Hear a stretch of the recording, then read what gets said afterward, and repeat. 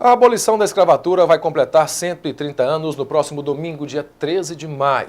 Só que, infelizmente, ainda há pouco que comemorar no Brasil. A desigualdade entre brancos e negros persiste no país. E 71% já foram vítimas ou presenciaram situação de racismo. Natália tem 19 anos, Cristiane 44, Pedro 18 e Fábio 21 anos. Todos sabem o que é ser negro no Brasil. Eu acho que é superação. Ser negro no Brasil é uma questão de resistência. Vem muito também de força. Ter capacidade para superar tudo isso que a gente passa no dia a dia. Questão do preconceito. Uma pesquisa do Instituto Locomotiva mostrou que 71% dos negros brasileiros já foram vítimas ou presenciaram alguma situação de preconceito por aqui. As pessoas fazem comentários como: ai, posso tocar? Mas por que você quer tocar no meu cabelo? Meu cabelo é normal. Se você está de capuz, a pessoa atravessa a calçada com medo de ser roubada. Atualmente, 55% da população brasileira se declara negra e parda. Mas passados 130 anos da abolição da escravatura, a desigualdade entre brancos e negros persiste no país. Os trabalhadores afrodescendentes ganham menos que os brancos. Negros que estudaram até o ensino médio ganham, em média, R$ 1.497, o que significa 76% do rendimento médio do branco com a mesma escolaridade. A situação não melhora no ensino superior. Negros com diploma universitário ganham 75% do que ganham os brancos. A falta dessa equiparação favorece outros cenários. 76% dos mais pobres no Brasil são negros, segundo o IBGE. E dados do Infopem, Sistema Integrado de Informações Penitenciárias, mostram que a maioria da população carcerária do país é negra.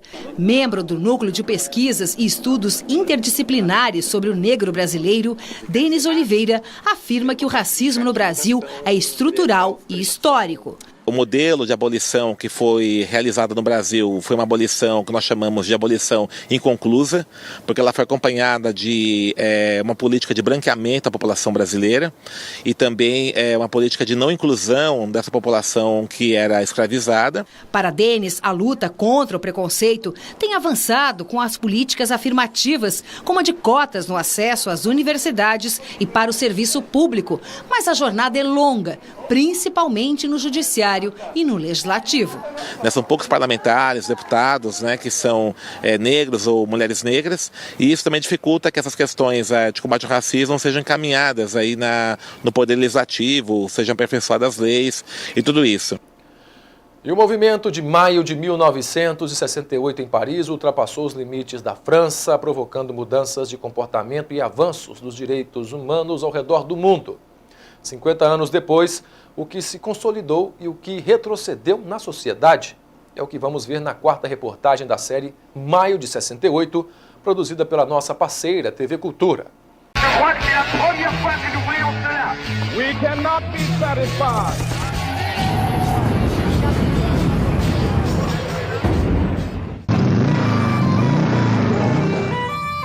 Like the girl on a motorcycle.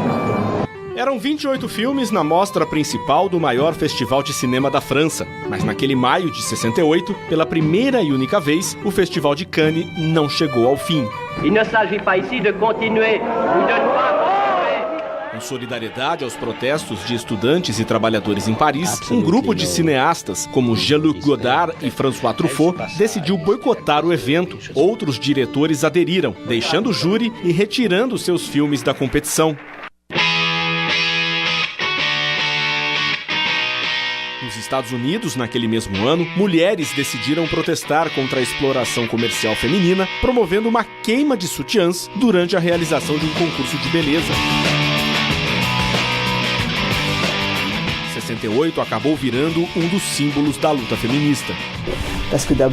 Era uma época na qual os homens não nos davam muito espaço, e por isso que maio de 68 também é o começo da compreensão do que é ser feminista, ser mulher, e também de que os homens não nos dariam espaço se nós não corrêssemos atrás. O jornalista Zuenir Ventura resumiu bem no título de seu livro o significado das influências deixadas por 1968, o ano que não terminou. Os legados, né, positivos, eu acho que foram 4 movimentos, né, que se não nasceram em 68, ganharam corpo e consciência naquele momento. É o movimento negro, o movimento homossexual, o movimento ambiental e o movimento feminista. Para esta pesquisadora que estuda a inclusão social, direito e democracia, as lutas travadas em 68 combatiam uma autoridade que pode ser desenhada como machista, homofóbica e conservadora. Mas a história é cíclica, né? Então, se a gente percebe nos últimos 30 anos, principalmente no pós-democratização, esses movimentos avançando, conquistando direitos, enfim, a gente vê agora uma tentativa muitas vezes de retirada de direitos ou de negação de direitos, né? Na moda, o movimento de maio de 68 também foi influenciado pelo que acontecia naquela década. As roupas ganharam muitas cores e estampas, e as saias diminuíram de tamanho.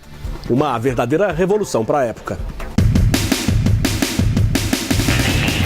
Enquanto a primeira top model do mundo, a britânica Twiggy, andava com as pernas à mostra, no Brasil a artista Leila Diniz quebrava tabus.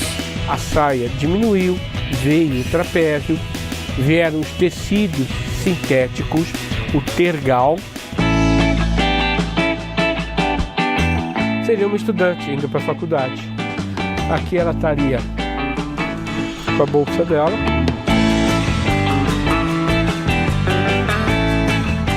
Esta moda que se vê em 68 no protesto da classe artística, liderado pelas atrizes Eva Todor, Tônia Carreiro, Eva Vilma, Leila Diniz, Odete Lara e Norma Bengel, contra a censura do governo.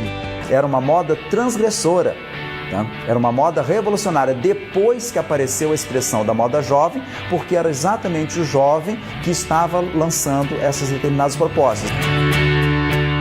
68 marcou também o início do milagre econômico, um período de forte crescimento da economia e também das desigualdades sociais. E apesar das críticas dos jovens contestadores, o capitalismo se fortaleceu. As instituições que foram criadas por influência americana depois da guerra, o Fundo Monetário, o Banco Mundial, a ONU, elas estão aí, se fortaleceram e a ordem econômica foi moldada segundo os interesses dos países desenvolvidos, liderado pelos americanos.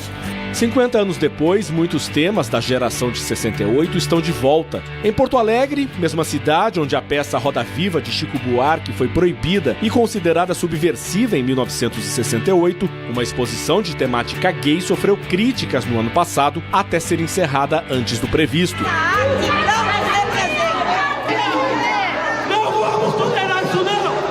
A nudez também voltou a incomodar. Visitantes de uma exposição no Museu de Arte Moderna de São Paulo pediram uma investigação após uma criança interagir com um artista nu. As minorias continuam lutando por direitos.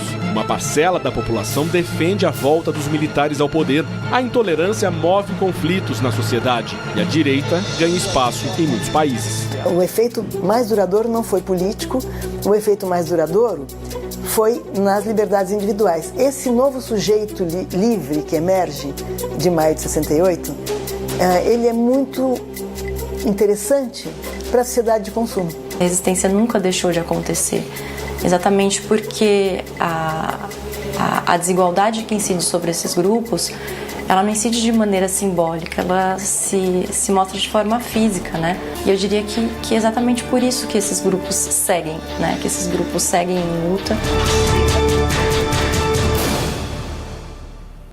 E amanhã, no quinto e último capítulo da série Maio de 68, você verá como são os protestos nos dias atuais em um mundo cada vez mais digitalizado.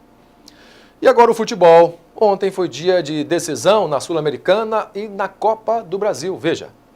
O Vasco tomou uma sapecada do Bahia de Munique. Um trem tricolor de vermelho, azul e branco passou com autoridade pela Fonte Nova e não tomou conhecimento do Vasco, vencendo o time da Colina por 3-0 no jogo de ida das oitavas de final da Copa do Brasil. Os gols foram marcados por Zé Rafael, Edgar Júnior e Vinícius. O Palmeiras pegou o América Mineiro por uma vaga nas oitavas de final da Copa do Brasil. Depois de perder 2 gols no primeiro tempo, Borja abriu o placar para o Verdão. Depois deu passe para Keno fazer o segundo gol. Serginho descontou em falha de Antônio Carlos, final 2-1. O Grêmio está numa fase imbatível, venceu o Goiás por 3-1 na Arena. Alisson abriu o placar, Maranhão descontou e marcou um dos gols mais bonitos da temporada, empatando o jogo. Mas Tassiano fez 2-1 e Alisson de novo lacrou o caixão. Pela Copa Sul-Americana, o São Paulo recebeu o Rosário Central da Argentina. Outro 0-0 e a decisão seria nos pênaltis. Até que no chute de Reinaldo, a bola bateu na trave e voltou na canela de Diego Souza. Festa no Morumbi e classificação tricolor à próxima fase da competição. Minas Brasil Notícias de hoje fica por aqui. Mais informações e também esta edição você pode rever acessando o nosso portal mbnews.tv.br. Uma boa noite para você e até amanhã.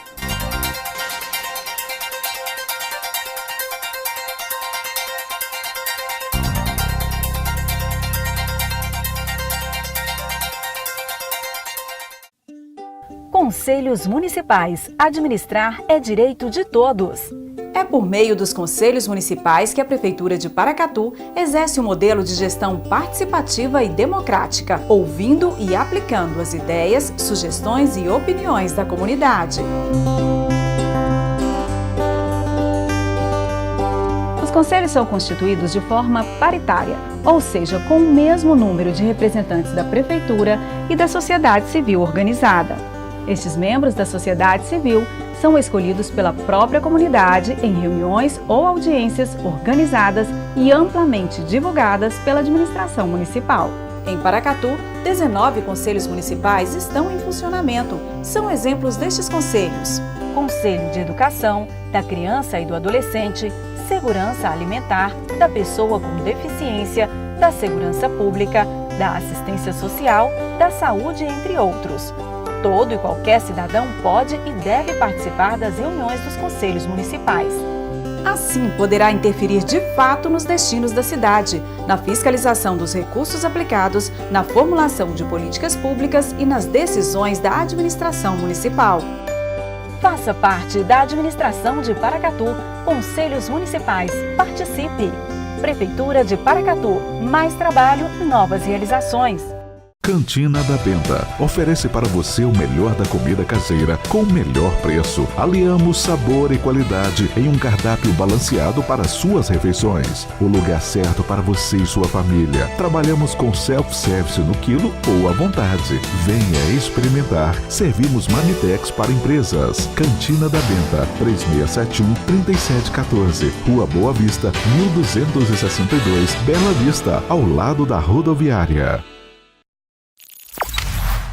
Guia Comercial de Paracatu. Seja visto, seja lembrado. Açaí Frutacor. Monte o açaí do seu jeito. Self-service de açaí tradicional ou batido. Rua Frânio de Melo Franco, 85 Centro, 3672-1214. Agropeças, o seu shopping dos suprimentos para oficina, serralheria, lava-jato e outros. Rua Urânio, 84, Amoreiras 2, 3671-6336. Salgados Dona Lica, alimento gostoso, é a gente que faz. Rua Rafael Antão de Melo, 211 Centro, 3672-3050. Papelaria Exata, onde você encontra tudo em um só lugar. Avenida Olegário Maciel, 482 Centro, 3671-2233. Autoelétrica do Newton, baterias, peças e serviços em geral. Rua São Vicente, 359 Centro, 3671-3809.